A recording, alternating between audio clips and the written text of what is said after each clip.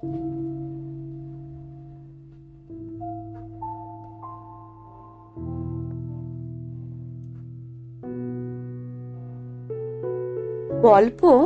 পুরো সত্য।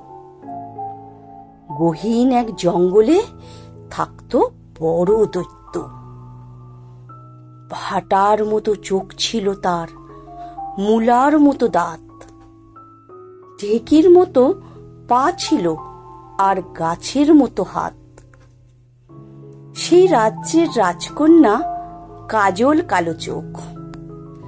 রূপ দেখে তার মুগ্ধ ছিল রাজ্যের সব লোক। একদিন সেই রাজকন্যা রাজপ্রাসাদের ছাদে সখী নিয়ে কাজল বরণ চুলগুলো তার বাঁধে। হাউ মাউ খাও বলে হঠাৎ সেই দৈত্য ছুটে আসে। সখীরা সব পালায় ভয়ে, রইল না কেউ পাশে। দৈত্য তখন রাজকন্যার চুলের মুঠি ধরে টেনে হিচড়ে নিয়ে গেল জঙ্গলে তার ঘরে। রাজকন্যা হারিয়ে গেছে, রাজ্যে নামে শোক। মাথা চাপড়ে কাঁদতে থাকে রাজ্যের সব লোক। ভিনদেশী এক রাজপুত্র খবর পেয়ে আসে, বলল তখন, ভয় নেই গো, আমি আছি পাশে। পথে পথে ঘুরে বেড়ায় রাজপুত্র সেই। রাজকন্যা খুঁজে বেড়ায়, কোথাও দেখা নেই। বনের পশু, গাছের পাখি, নদীর মাঝে মাছ, নীল আকাশে সাদা মেঘ, বনের মাঝে গাছ।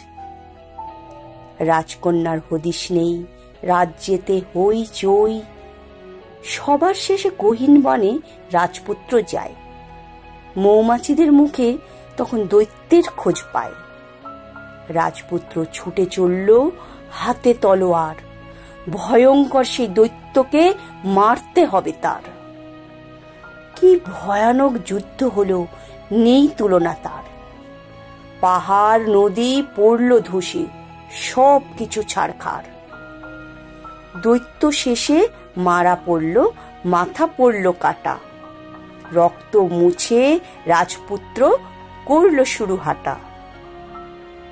ঘরের মাঝে বন্দি ছিল রাজকন্যা সেই।